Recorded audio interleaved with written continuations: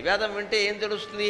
అందులో ఉండేటువంటి కొన్ని మంత్రాలు, అర్థాలు కొంతకాలానికైనా తెలుస్తాయి. లేదు ఎవరో మాబోటిగాళ్ళు దాన్ని సభల్లో పేర్కొని అబ్బాయి వేదంలో ఉన్నది ఇదయ్యా, వేదంలో ఉన్నది ఇదయ్యా అని చెబుతాం. త్వం యజ్ఞస్త్వం వషట్కారస్త్వమింద్రస్త్వగం రుద్రస్త్వం విష్ణుస్త్వం బ్రహ్మత్వం ప్రజాపతి అని ఉందనుకోండి. త్వం త్వం త్వం అంటే గుళ్ళో ఉండే లింగం కాదమ్మా. ఎవడు చదువుతున్నాడో వాడే. నువ్వే బ్రహ్మవి, నువ్వే విష్ణువి, నువ్వే శివుడివి, నువ్వే యజ్ఞానివి, నువ్వే వషట్కారానివి. ఆత్మావై అహం బ్రహ్మాస్మి తత్వమసి.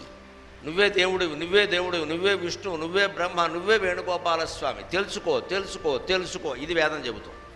అది మానేసి మనం ఏమనుకుంటాం, ఆయన ఎక్కడో వేరుగా ఉన్నాడు, మనం ఎక్కడో వేరుగా ఉన్నాం, ఆయన కోసం వెళ్ళాలి, చూడాలి. ఇదంతా ప్రాక్టీస్, అభ్యాసం. వేదం వింటే కలిగే ప్రయోజనం అది. ఏమిటి ఏమిటి ఇదంతా అని అనుమానం వస్తుంది ఒకప్పుడు, కాకపోతే ఒకప్పుడైనా. అప్పుడు ఖచ్చితంగా దాన్ని తెలుసుకునేటువంటి ప్రయత్నం చేస్తాం.